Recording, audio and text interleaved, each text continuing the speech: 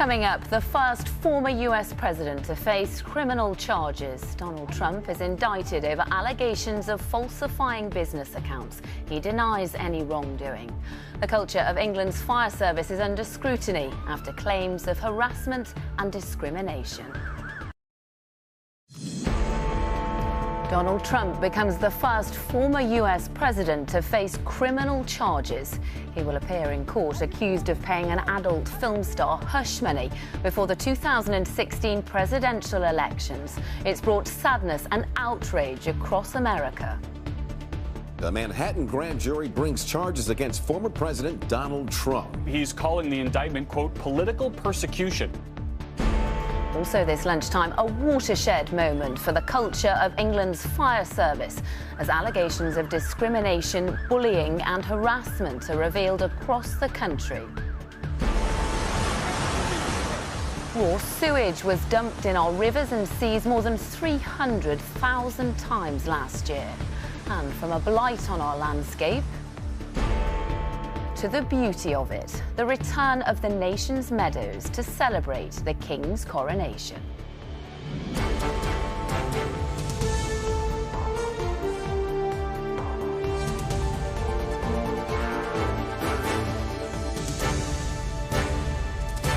This is the ITV Lunchtime News with Lucy Watson.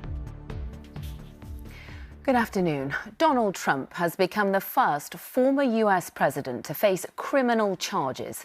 His indictment is for paying an adult film star hush money before the 2016 presidential election.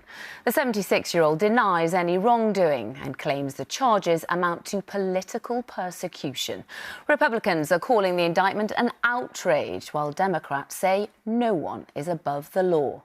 It's thought Trump could face more than 30 charges when he appears in court next week. Our US correspondent Dan Rivers reports now on an extraordinary turn in US politics. And that breaking news, a historic indictment. Tonight, he's calling the indictment, quote, political persecution. The former president is expected to surrender to these charges next week. The historic nature of the first ever indictment of a former US president was reflected across the morning shows in America today as news sank in that Donald Trump is to face criminal charges. Donald Trump was among the first to react, hastily posting on his Truth Social website a misspelt confirmation of his indictment, adding in capitals, "This is an attack on our country, the likes of which has never been seen before." Near his Florida estate at Mar-a-Lago, die-hard Trump voters condemned the move. He's falsely accused for the last 6 years. It's terrible. If we don't stand up for what's right, then we're no better than Venezuela. We're no better than Cuba. It is a scandal in which the word of a former porn star is pitted against that of a former president. Be careful, be careful. But this media circus, which has lasted years, is now culminating in Donald Trump finally facing criminal charges. Donald Trump repeatedly denied paying off Stormy Daniels or having any knowledge that his fixer Michael Cohen did it for him. Did you know about the $130,000 payment to Stormy Daniels? Cohen was jailed, among other offences, for making hush money payments to Daniels, $130,000 handed over just before the 2016 election, a violation of campaign finance rules. Since then, Trump has turned his back on his former right-hand man. He's a weak person, and what he's trying to do is get a reduced sentence. Stormy, I love you, Stormy. And he's repeatedly tried to belittle the woman at the centre of the claims. Stormy Horseface Daniels, no attraction. No affair, I call it no affair. At Donald Trump's golf course in New Jersey, I meet his lawyer, Alina Haber.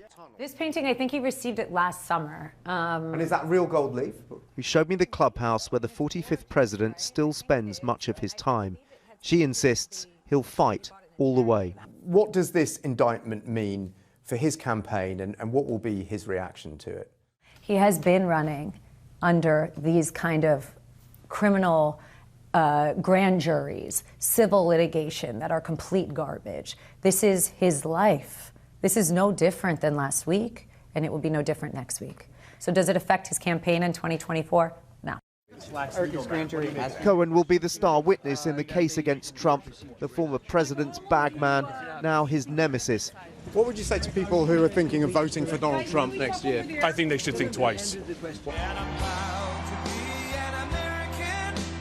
Even before the charges, Donald Trump fought back during a rally in Texas, claiming prosecutors had found little in thousands of pages of his financial records. It probably makes me the most innocent man in the history of our country. Friends of mine say that. Donald Trump will be fingerprinted and have a mugshot taken. The man fighting for the presidency, now fighting to stay out of jail. For some, this further frays the very fabric of US democracy. Dan Rivers, ITV News, New York. Well, what happens next after this historic moment? Well, next week, Donald Trump is expected to travel from his home in Florida to the district attorney's office in New York. It's likely that he'll have his fingerprints and mugshot taken. He may even be handcuffed as he walks into the courthouse. He'll then appear in court, where the indictment will be unsealed and he will be formally charged, then enter his plea. Following that, he'll be released until the trial. Right, to our US correspondent Dan Rivers now, who's back in Washington for us. Now, Dan, extraordinary times for both President Trump and for US politics. What is the fallout likely to be for Mr. Trump? Well, we're really entering completely uncharted waters here. This is the first time, as you heard, a former US president has been charged criminally. The effect that it will have on his bid for the White House next year is unknown. But we do know that he is pulling ahead of his nearest rival, Ron DeSantis, the Florida governor, in polls. One out this week put Donald Trump about 30 points ahead. There's been no polling since the confirmation of these charges, but they were already heavily trailed. And I think the political orthodoxy here is that it could draw in wavering Republican supporters who may throw their weight behind Donald Trump and feel like this is a politically motivated witch hunt, as Donald Trump would have them believe, and it may galvanise his base and his support. It's very difficult to know, though, long term how this will play out as we move through the primaries and the caucuses next year and into the November election in 2024. There's a lot we don't know about the detail in this indictment, which remains under seal, as they call it here. There's reporting here that there's up to 30 counts. Now, that may relate to the individual instances of these money payments, or it may be that there are other things in this indictment, which may include another case relating to the alleged inflation of his property assets. Dan in Washington, thank you. After months of investigation by ITV News uncovering widespread claims of sexual harassment and abuse of women at the hands of firefighters, a formal report has now revealed claims of bullying, harassment and discrimination within every fire and rescue service in England. The investigating watchdog has described it as a watershed moment. Well, our UK editor Paul Brand joins us now. He first started investigating such allegations back in December. Now, Paul, this report confirms your own findings. How has the government reacted to this?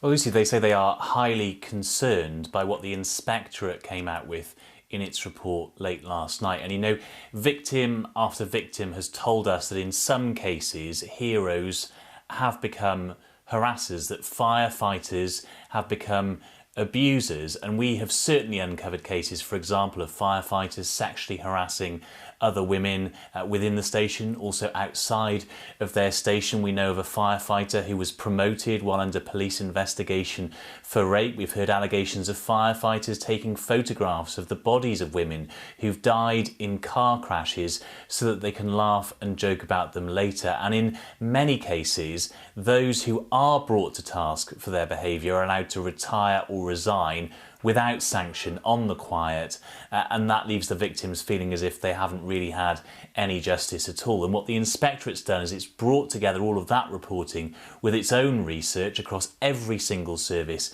in England, and it has confirmed that this is an endemic problem, and the government says today it's got to stop. I think that the investigations should be carried out fully with due process and look at exactly what the culture of the fire brigade services that has led to these sorts of outcomes. We don't support or endorse any sort of excuse for these behaviours. Well, the inspectorate does make some recommendations about how this behaviour can be tackled. For example, background checks on every single serving firefighter. Amazingly, at the moment, firefighters don't necessarily have those background checks, despite going into schools, going into women's homes, into vulnerable situations too. They also want the perpetrators to be barred from rejoining other services if they've had to resign or they've been sacked over misconduct, and they want the inspectorate to be informed every single time a really serious misconduct case comes up. At the moment, the inspectorate wasn't aware actually of many of the cases in our reporting. It has been described, all of this, as a watershed moment, and I think that is the case, not just for the fire service as a whole, but for many of the victims in their lives. They've been messaging me this morning and late through last night saying that finally they feel as if they are being listened to. Paul, thank you very much indeed. The former England cricket captain Michael Vaughan has been cleared of making racist comments to Asian cricketers playing at Yorkshire. The Cricket Discipline Commission did find 5 others at the club had a case to answer over alleged racism. Well, Sejal Karia has been looking into this. Now, Sejal, this far-reaching report came about after allegations made by the former bowler Asim Rafiq. Is that right? Yes, that's right. And for Michael Vaughan, this is a vindication. He's always denied using racially offensive language against 4 ex-teammates in Yorkshire after a match in 2009. As you say, among them was Asim Rafiq. He first spoke out in 2020 about the discrimination he suffered during 2 stints with the county. Now, Vaughan, a former England captain, was accused of saying to him and 3 other Asian players, "There's too many of you lot. We need to have a word about that." Today, a disciplinary panel said on the balance of probabilities, it wasn't satisfied that he said those words. Vaughan had attended these hearings and given evidence, fighting to salvage his reputation since he was charged last June. He stood down as the BBC's pundit from their Test Match special programme. And today the corporation said Michael is not currently under contract with the BBC. In a statement posted on social media, Michael Vaughan said the dismissal of the charge against him doesn't take anything away from Asim's own lived experiences. Asim Rafiq has always said this wasn't about one individual, but about the game as a whole. And he's welcomed the panel, saying that its findings do not in any way undermine his wider assertions that English cricket is institutionally racist. Today, the charges were upheld against 5 other players about the widespread use of a racial slur. All of them had withdrawn from the process. Sejal, thank you. King Charles's first state visit has been welcomed in Germany, improving future relations. Today in Hamburg, though, it's very much about remembering the past. It's where children were saved from the horrors of the Holocaust, and the city itself came under such heavy fire. Our royal editor, Chris Shipp, sent us this report a short time ago.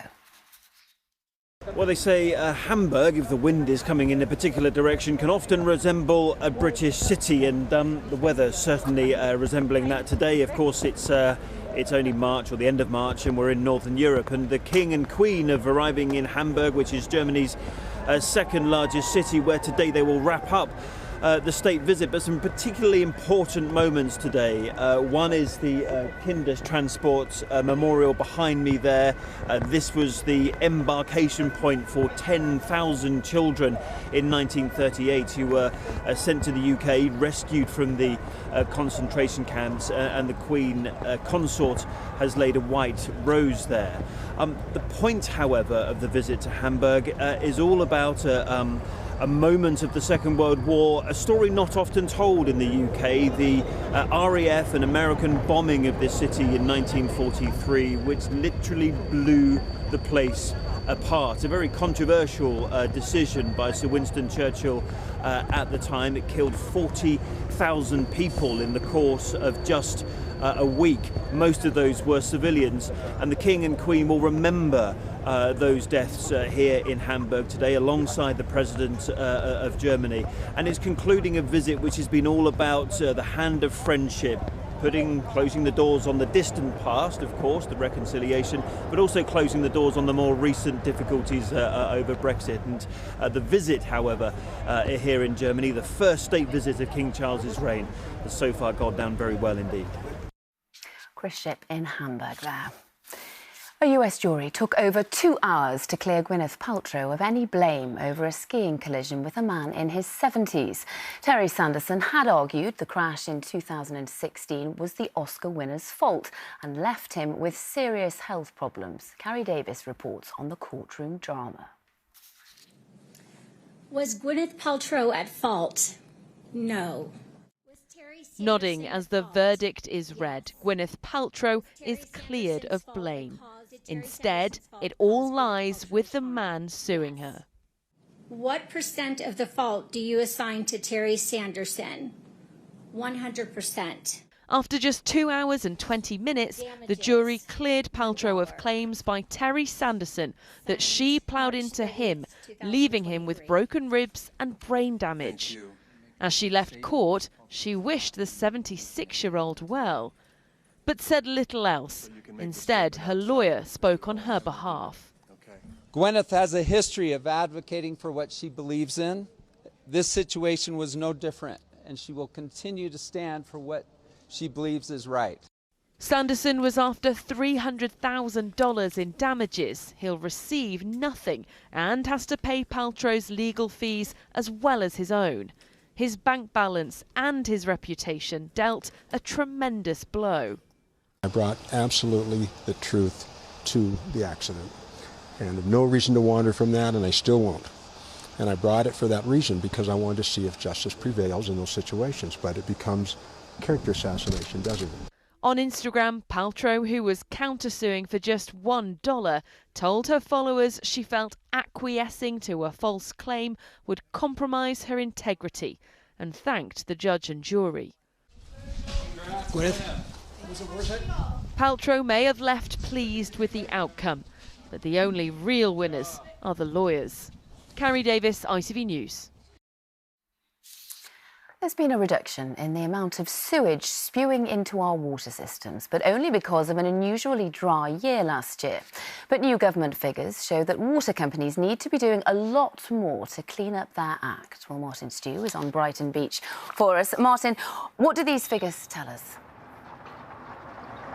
Well, they tell us quite a lot, Lucy. It's a very blustery Brighton Beach here, and actually this is a really popular tourist spot when the weather's a little bit nicer. But the water quality was downgraded from excellent the year before to only good because of levels of E. coli, often related to sewage being sluiced into the sea. Now, there has been, on paper, pretty good news about the amount of times that sewage is being discharged into rivers and water. We take a look at the figures. In 2021, it was just more than 372,000. Last year, that had fallen to 301,000, a drop of 19%. But that is still 824 discharges every single day. And the Environment Agency says the reason we've seen that reduction is because last year was a drought and extremely dry. Now, I'm joined by Andrew, who is one of the campaigners with Surfers Against Sewage. Andrew, on the beaches around here, you had 300 hours of discharge last year. What does it do to this area, and how angry does it make you? Well, first of all, it makes me feel very angry because my water bill should be used to invest in proper hard and soft infrastructure and not go into the pockets of CEOs and shareholders. And what it does to the local area is it means that you get a lot more bacteria and viruses that can make bathers and paddle boarders and surfers ill. And also in extreme cases you also get sewage related debris like wet wipes and tampons and that kind of thing being washed up on our beaches, and tourism is the lifeblood of this city. So it's a really, really unpleasant thing. Thank you very much indeed, Andrew. Now, the water companies say that they are improving. They're monitoring more of the flow outputs. They get a better picture and they are investing money. But pretty much everyone is united. The Environment Agency, the government, saying at the moment the levels of discharge are still completely unacceptable. Martin Stew in Brighton, thank you. What better way to mark the King's coronation than 100 meadows blooming wildly? From Stonehenge in Wiltshire to Beeston Castle in Cheshire, English Heritage is rewilding historic sites around the country. As a keen gardener, it's a plan that should meet with royal approval. Sangeeta Kangarola reports. Making a meadow fit for a king. 100 of them, in fact, across 100 historic sites in England. In celebration of King Charles's coronation in May, wildflower meadows at castles, forts, abbeys and historic homes are being created or restored to their former glory. We know that King Charles III is really passionate about nature and about heritage. 97% of meadows have been lost since before the Second World War.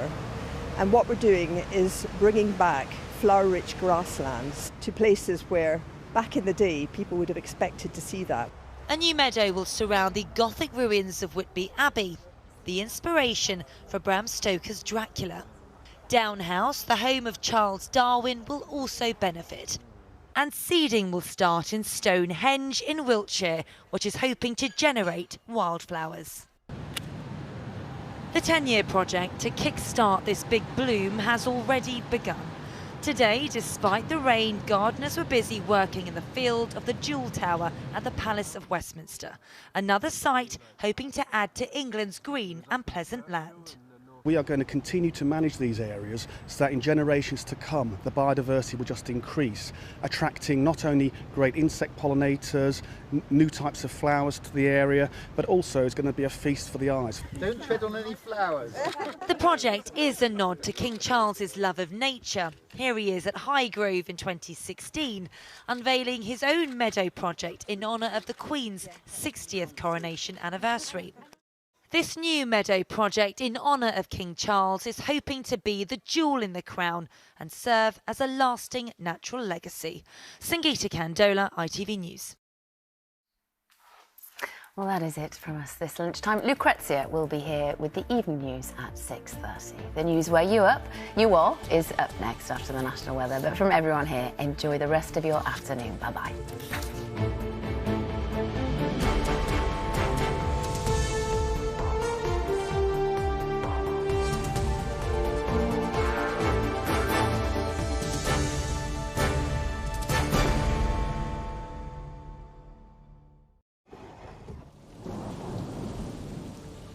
Not everywhere will be cold today. Some places will be warm and toasty. Heinz no added sugar beans sponsors ITV National Weather. Good afternoon to you. The joys of spring, the weather letting us down again today as we roll into the latter stages of March. Windy and wet for the vast majority, together with an awful lot of grey and cloudy sky. And this is the earlier radar picture. Much of the action across central southern Britain and Northern Ireland in the form of steady rain and lively downpours are soaking for many, with strong gusty winds, particularly across southern and southwestern counties, gale force winds and strong gusts in the most exposed spots here. Thoroughly unpleasant, really horrible conditions. Staying quite chilly with those brisk winds from the near North Sea further east. And here a good deal of misty low cloud. A little calmer, a little drier for western Scotland. Temperatures doing a little better here. But for many of us, further bursts of rain and brisk winds through this evening and tonight. The steadiest rain through Northern Ireland into the southwest. And staying quite soggy into the small hours. A little drier, a little calmer, a little chillier for Scotland come dawn. Heinz no added sugar beans sponsors ITV National Weather.